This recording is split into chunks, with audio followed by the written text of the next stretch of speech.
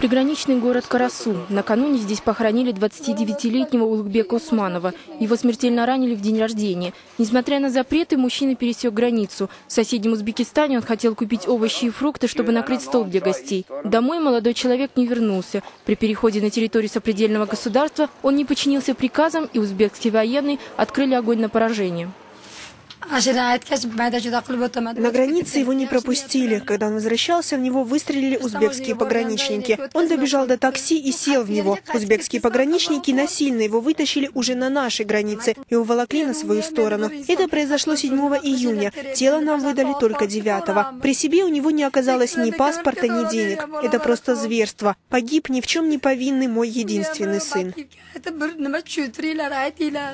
Практически на всем протяжении кыргызско-узбекской границы тяжелая техника копает рвы и траншеи. Там устанавливают заградительные сооружения из колючей проволоки. Такие беспрецедентные меры Ташкент предпринимает после теракта в Андижанской области. Власти соседнего государства уверены, что боевики пришли с территории Кыргызстана. Бишкек такие обвинения отвергает, но убедить соседей в необходимости налаживать мирную жизнь пока не удается. Рвы тянутся все дальше и становятся все глубже.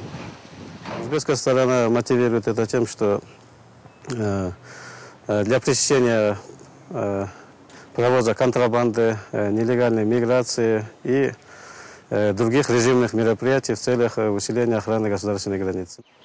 У политологов на этот счет совсем другое мнение и даже некоторые опасения. Особенно в свете того, что это уже вторая попытка укрепить границу с Кыргызстаном. В 1999 году узбекские пограничники начали минирование на спорных территориях. Тогда официальной причиной Узбекистан назвал противодействие проникновению исламских боевиков.